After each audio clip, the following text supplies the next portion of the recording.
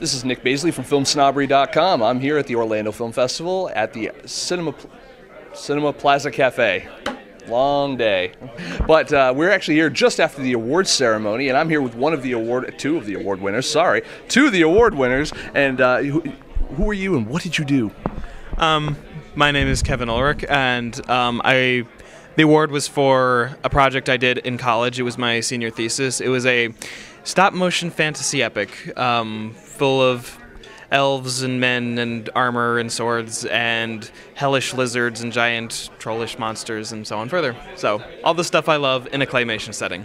Awesome. And what was your role in this? I was one of the co-writers, so myself and another guy named David Hoffman were in charge of taking care of the script. And then I've also been the assistant producer, so it's been my job to get all the festival paperwork and research done, so that way we actually get into festivals. Well,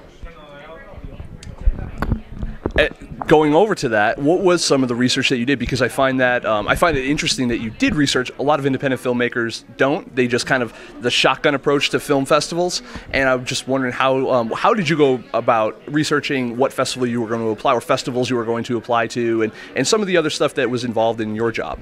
Yeah.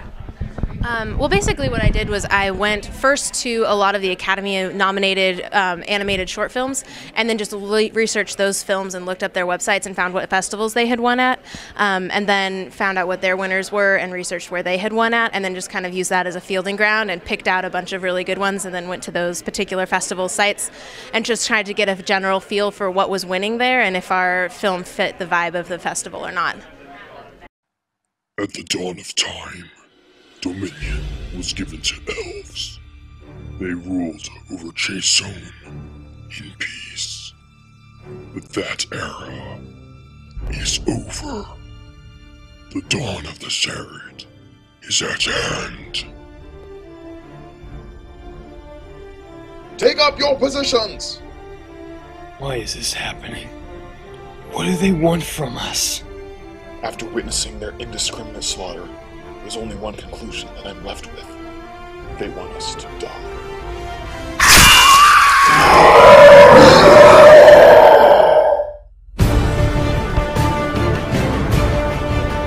We will turn this valley into a slaughterhouse. Lead our people to safety. You're the Lord of the Elves now.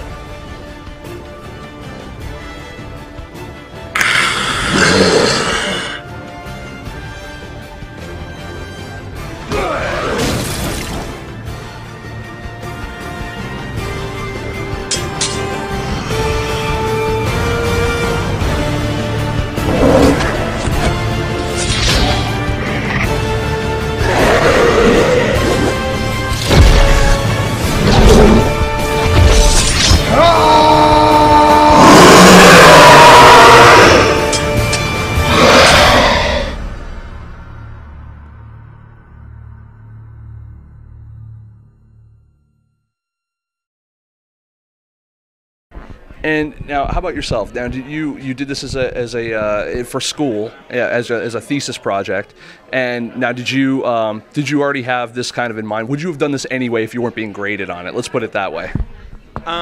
Basically, after I graduated, I looked at my curriculum, I looked at all the extra classes, all the extra projects I had taken, and this project took me 3 years. I worked on it over the course of from my freshman year till when I graduated. And I realized I'd done enough work on enough other projects I could never have touched this and still graduated. So yes, it was something I would have done either way.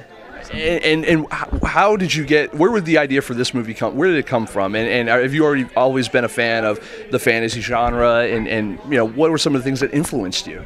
Yeah, as I said, I've always been a fan of like C.S. Lewis, J.R.R. Tolkien, George MacDonald, so on. Their fantasy stories. My younger brother, when he was like 10 years old, he started creating his own fantasy universe, kind of a Middle-earth ripoff, and being the very encouraging older brother that I was like, that's stupid. You're just ripping off Lord of the Rings. That's dumb. That won't go anywhere. And he's like, I'm not going to listen to you.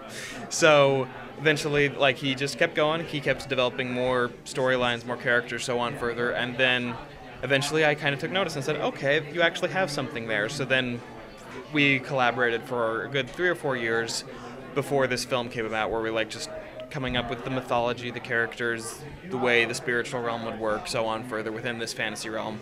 And so when I came to college and said, I want to do a fantasy epic piece, it was a very easy source to pull from. It was like, oh, I will go straight there, and that's what I'll do. And then for this story in particular, I had the ZERAD are one of the key elements of the story. They're these 3 hellish lizard monsters that are basically the villains who are pulling the strings, causing this entire thing to happen. They actually were inspired by the Star Wars trilogy, the Star Wars prequels.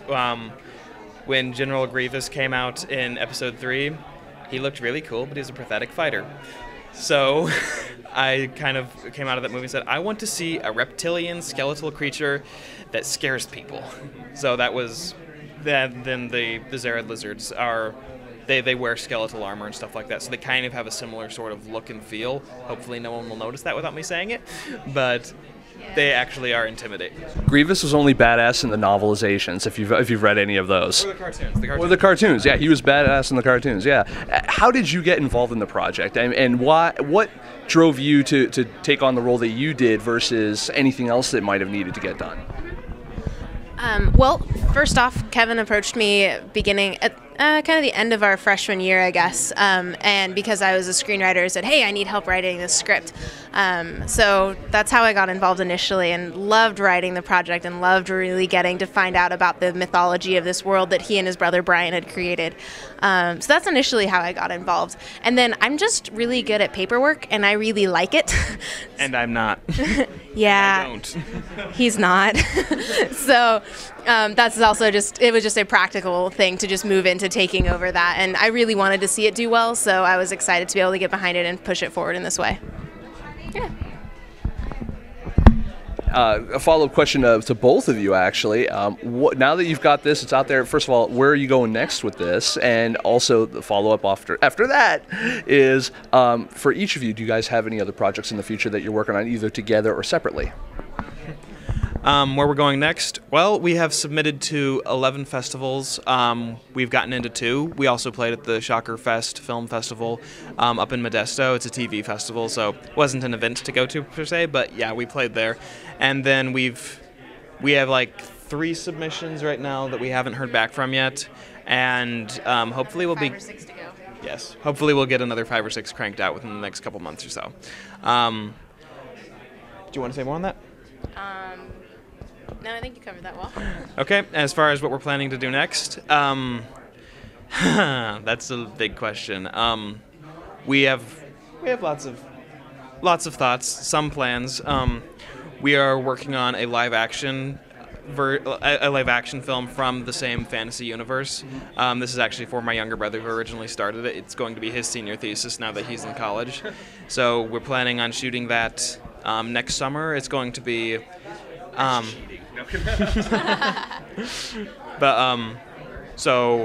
then we're hoping to do an adaptation of a George MacDonald fairy tale as a claymation piece. We will see if that will come after my brother's project is completed, because if you stick to one at a time, they're much more likely to succeed than if you spread yourself too thin. And then we also have a feature-length script that was written as a sequel to this one, which this Rise of the ZERAD was actually designed to be a setup for the feature. So we have that ready. It'd be nice to get some funding so that we can survive for the 3 or 4 years that'll have to take to animate it. Anything you'd like to say? Yeah, basically those 3 projects are the things that we're really looking at. The live-action fantasy film is going to be really cool. We're shooting it in the mountains, and we're looking into getting animatronic, really scary creatures. So hopefully if it all comes together well, it's going to be a really nice piece with a bit of an environmentalist message, so that we're really hoping to just be able to communicate that as well, in addition to fantasy is cool, but help give it a message too. So yes, that's what we're looking at. You're at the right festival if you're looking for people with animatronics. Heather Henson's running around here, so in quite the garb too. It's awesome. I love it. So as far as the Orlando Film Festival, you had done the research, so you applied here, obviously. What was so far has been your favorite aspect of this festival, and how does it compare to other festivals that you've applied to, even just from a superficial, you're looking at it on a page or on a website type of situation? that going? Sure. Okay, well, best part about this festival has just been the people and the atmosphere, and everybody's been really, really friendly. We've met some really great people. There's this, yeah, you know, these people interviewing us are pretty great. But we saw this one short film called Misdirection. Yeah, we saw this one short film called Misdirection, which was really good, like magic kind of film, which I really enjoyed. And there were some other films like Neverwinter and stuff that just really made me think hard about stuff that's going on, and I really enjoyed seeing that. As far as how it compares to other festivals, I think one thing that I noticed about the Orlando Film Festival was just they're really good at following up and just being really personable with all of their entrants. And so I feel like they did a very nice job of making us feel welcome and comfortable. At one point I had a question about the application process and gave Dan Springen a call, and he was just super enthusiastic on the phone and really helpful in answering questions. So definitely one of the nicer people who we've been able to have interactions with. Well, I want to say thank you for sitting down with us, and also for I want to say congratulations on winning the award for Best Animated Short, and good luck on what you guys have planned next. It sounds really interesting, and I'm all for that kind of fantasy world, especially new worlds. I think we've been dealing with the old ones for too long.